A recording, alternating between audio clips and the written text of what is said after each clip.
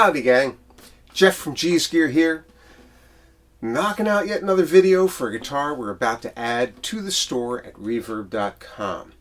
And what we have today is what I consider to be maybe the single greatest value in vintage acoustic guitars today. This is a Harmony H165 made somewhere between 1968 and 1971. Date stamp is faded out of this, but it has a truss rod, and they got them in 1968. In 1971, the 165 was redesigned to have a rosette around the sound hole here. So it's from that 3-year window. It's in great shape. It plays beautifully, and it's been through the shop and had a fair amount of work done to it, which we'll get into in a minute. So what is the 165? This is a guitar that Harmony introduced in the 1940s as a competitor to the Martin-made all mahogany guitars of that time. And it went through a couple of different iterations. In the mid-40s, it was an hourglass-shaped guitar. But over time, it settled into more of this OM sort of body. And by the late 1950s, it had kind of arrived here. And it's most closely associated at this point with a Martin 00017. It's solid Honduran mahogany, top, back, sides, neck, with a Brazilian rosewood fretboard and a Brazilian rosewood bridge. And it's really in beautiful shape, as you can see. And do check out the pictures at reverb.com. You can zoom in on those and get a good look. One-piece mahogany back. Everything about this thing is really, really nice. And because it's all mahogany, it's got a unique tonal quality to it.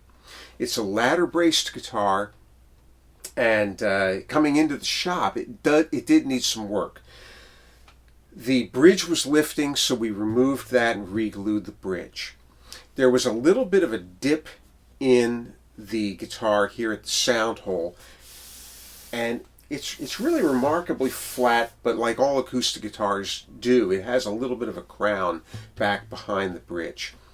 In order to make sure that that didn't become a problem later on, we put in V-bracing on either side of the sound hole.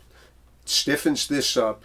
It prevents the bridge from lifting and pulling the back of the guitar with it. I think we may have had to reattach the pickguard on this. I'm not certain. I think we did. It's had a full neck reset, neck off, angle adjusted, properly shimmed, glued back together, leveled and crowned the frets, adjusted the nut slot depths, cleaned and lubricated the original tuners, checked the truss rod. It works perfectly. We made a new saddle for it out of bone and just really cleaned it, and that's about it. I don't think there was anything else that we had to do to this, and it just plays beautifully. I love these. I love these guitars. There's just something very comfortable about them. The body shape is great.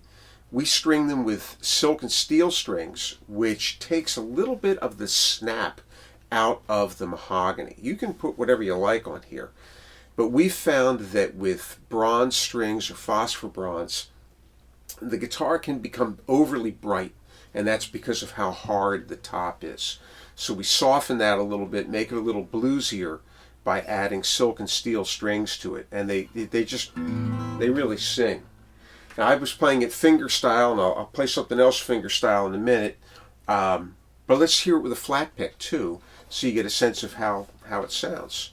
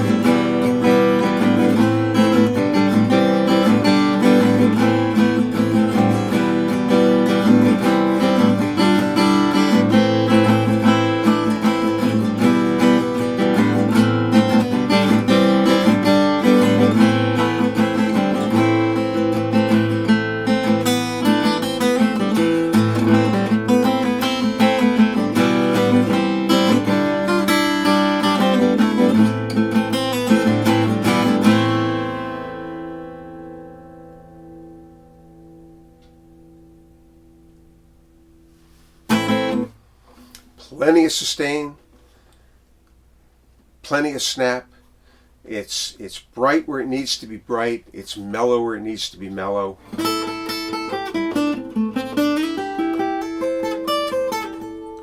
You got plenty of high end there.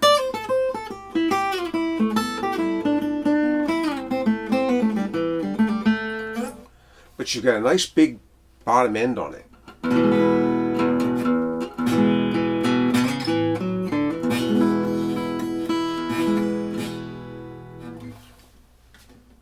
These are a great value. If you're looking to buy an all mahogany guitar and you're looking at a Martin 00017, you're probably looking at $3,000 or up, especially if you get into something older, something vintage. Gibsons, Martins, Guilds, great acoustic guitars. I do love them. I play a number of them. They're getting to be crazy expensive. If you want to get that quality of sound, that quality of tone in a guitar that's not going to break the bank, this is it. I love these things. The price point on this is going to be really sweet, especially given that not only is it in great condition, but it comes with a reasonably new hard shell case that fits it perfectly. I mean, it fits it like a glove. So it's going to be well protected. It's not the chipboard case that it originally came with. So your investment's protected. You've got a great guitar for playing out.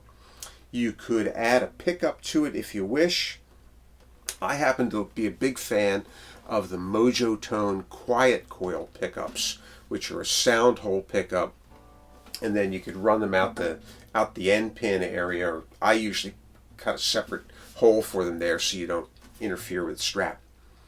But it's a great guitar for in the studio, a great guitar on stage, small enough to be a nice travel guitar, but with a really nice big warm sound to it.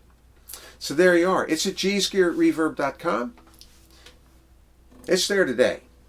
This one's going to attract some attention because of how complete the repairs are and how nice it sounds, and that the case adds a good bit of value to it right there.